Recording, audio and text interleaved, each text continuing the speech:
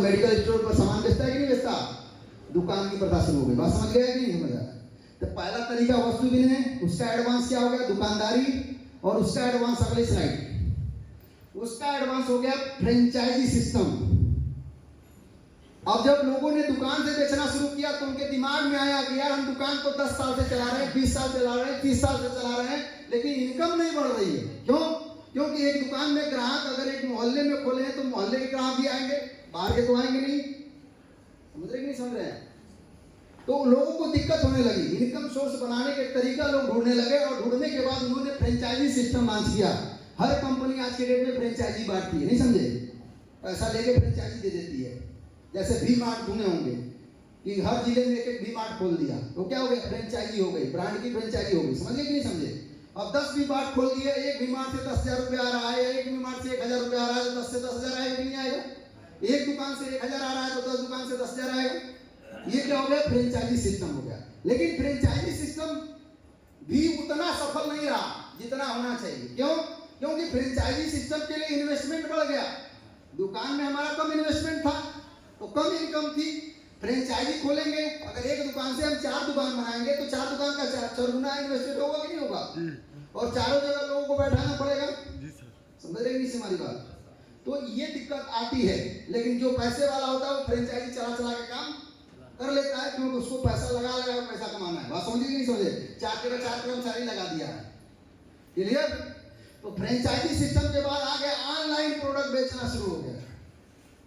आजकल बहुत सारी दुकानें खत्म हो चुकी हैं। सर किराने की दुकानों की हालत जाके पूछिए, कपड़े की हर चीज, कपड़े की दुकान, कपड़े का सेल, लोग ऑनलाइन, किसी के पास टाइम नहीं है, ऑनलाइन शर्ट चाहिए, ऑनलाइन जूता चाहिए, ऑनलाइन चप्पल चाहिए, ऑनलाइन मोबाइल चाहिए, दुकान से सस्ता ले रहे हैं और घर पा के पहुंचा भी दे रहा है। समझे कि नहीं समझे? तो ये क्या हो गया? इस समय के अनुसार हो गया। कुछ लोगों ने अपना ऑनलाइन सिस्टम कर लिया, ऑनलाइन से पैसा कमा रहे हैं। ऑनलाइन में लिमिटेशन नहीं है आज के डेट में। जैसे एग्जांपल के रूप में ऑनलाइन देखेंगे तो ये डिलीवरी बॉय है, इसे बोलते हैं क्या बोलते हैं? जोमेटो हो गया, सेफी हो गया, ऐसे बहुत सारे ब्रांड मार्केट के अंदर आ चुके हैं। रेस्टोरेंट से उठाते हैं, आपके ही मार्केट के अंदर रेस्टोरेंट से वो पिज्जा, बर्गर, चाउमीन, सब्जी, पराठा उठा करके आपके घर में पहुंचाते हैं और कमीशन बनता है। ऐसी दुकान ऑनलाइन उन्होंने खोल दिया जहां पैसा भी नहीं लगा, क्यों? क्या लगा? दिमाग लगा। समझ गए कि नहीं समझे? है ना? सुने होंगे ना, ओला का नाम सुने होंगे ना। ओले वाले कंपनी का एक भी गाड़ी नहीं है, लेकिन दुनिया में सब लोग ओला जान रहे हैं, क्योंकि ये बेचने का तरीका एडवांस उसने सोच लिया। उसने वेबसाइट बनाया, वेबसाइट पर लोग ऑनलाइन बुकिंग कर रहे हैं ओला के माध्यम से। वो सब तुरंत फोन आ जाएगा, आप ओला बुक करिए, फोन आ जाएगा, कहाँ जाना है भाई, यहाँ जाना है, लोकेशन भेजिए, आपके घर आ गई टैक्सी, बैठे ही चले जाएंगे। समझे? एडवांस युग हो गया, ये ऑनलाइन सिस्टम आ गया। ठीक है, नेक्स्ट। ऑनलाइन के बाद आ गया डायरेक्ट सेलिंग बिजनेस। वर्तमान समय में डायरेक्ट सेलिंग नेटवर्क मार्केटिंग का माध्यम से प्रोडक्ट बेचना शुरू हो गया, जिसे बोलते हैं multi level marketing, direct selling business. ये अन्य बेचने के तरीके से सबसे भिन्न है। समझ गए कि नहीं समझे? फ्रेंचाइजी जब खोलने की जरूरत नहीं है, दुकान का किराया देने की जरूरत नहीं है। समझ रहे कि नहीं समझ रहे हमारी बात? समझ रहे कि नहीं समझ रहे हमारी बात? एग्जाम्पल के रूप में अगर एक व्यक्ति यहाँ टोपाज बनता है तो 120 आईडी एक साइड डाला होगा जी सर, 60 आईडी एक साइड डाला होगा, कितना आईडी हो गया? 180 आईडी। एक लेवल की आईडी बता रहा हूँ, 180 आईडी की सेल कितने हो गए? अगर 10,000 से कैलकुलेट करेंगे तो कितना हो गया? 18 लाख रुपए का माल बेच चुके हैं।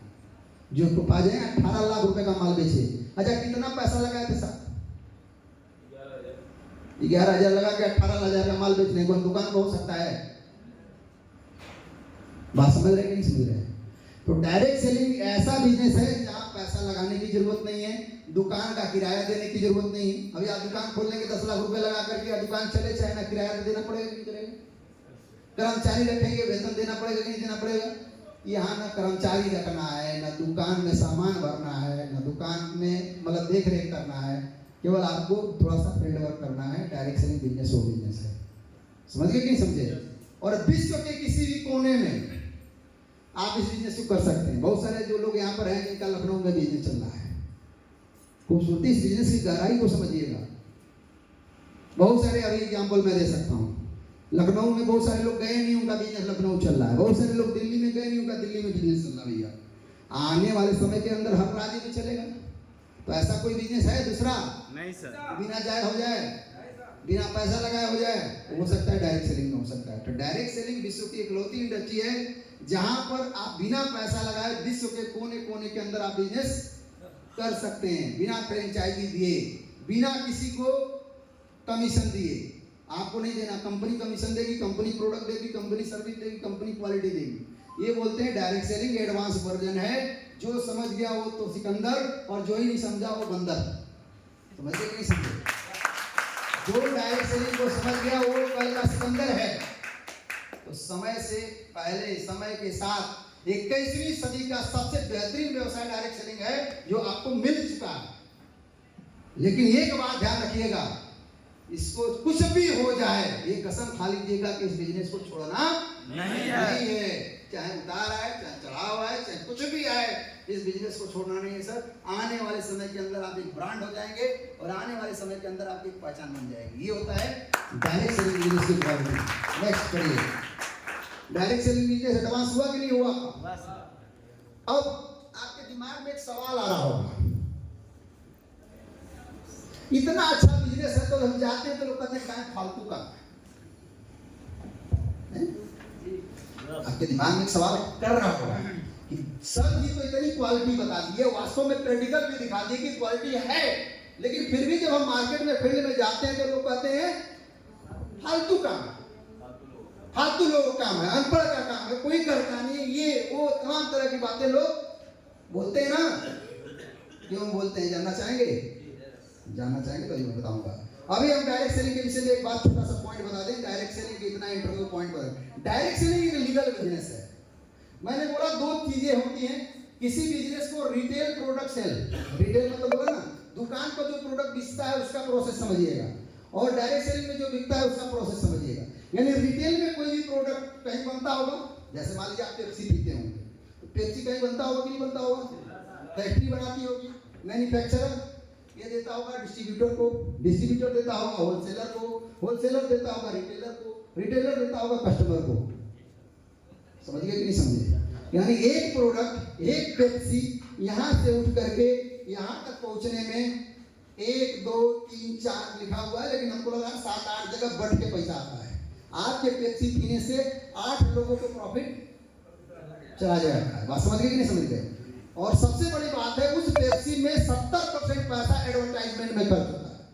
जो सलमान खान आते हैं, बोलते हैं पेप्सी पियोगे तूफान आ जाएगा। आता है? नहीं सर। आता है तूफान? सोच के देखिए, तो क्या ऐसी तूफान लाते हैं? वो पैसा लेके तूफान लाते हैं। वो पैसा कौन देता है? हम और आप देते हैं। पेप्सी में से पैसा जाता है। दोस्त, डायरेक्ट सेलिंग को लोग खराब बोलते हैं। उनसे पूछिएगा सर डायरेक्ट सेलिंग खराब है, बड़ा महंगा प्रोडक्ट है, पेप्सी कितने का पीते हैं? 20 रुपए का। कभी सोचे कितने का बनता है? नहीं। 20 रुपए की पेप्सी पीते हो, कभी सोचे कितने का बनता है? मात्र 1 से 2 रुपए का बनता है मेरे दोस्त। 2 रुपए की चीज में 18 रुपए कहाँ जाता है? कभी सोचे? नहीं सोचे। समझ में आ रही बात? और डायरेक्ट सेलिंग में लोग सोचना शुरू कर देते हैं। डायरेक्ट सेलिंग में आम जनता की जेब में जाता है पैसा। समझे कि नहीं समझे? ये डायरेक्ट सेलिंग है। तो यहाँ सर ये एथिकल बिजनेस है। आप सोचिए, यहाँ पर इतने भागों में कंपनी पैसा बांटती है। डायरेक्ट सेलिंग डायरेक्ट बिजनेस है।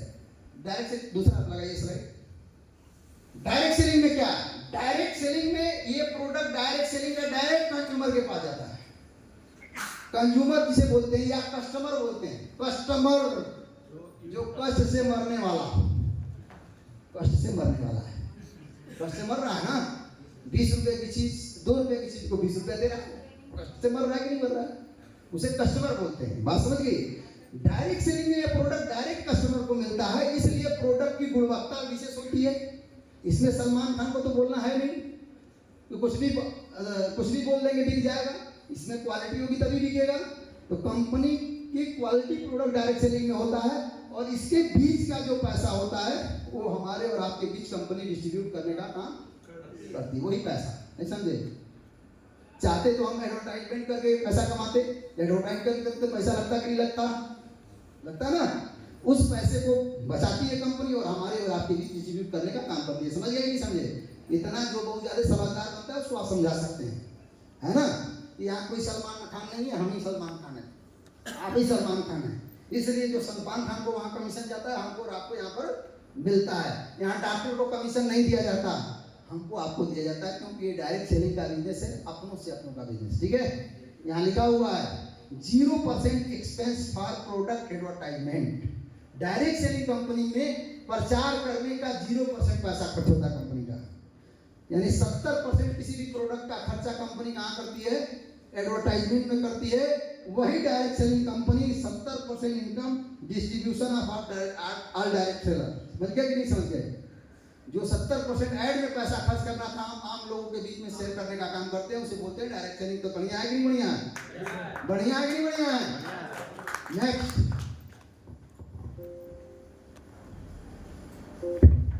नेक्स्ट हो गया, समझ गए? Next sir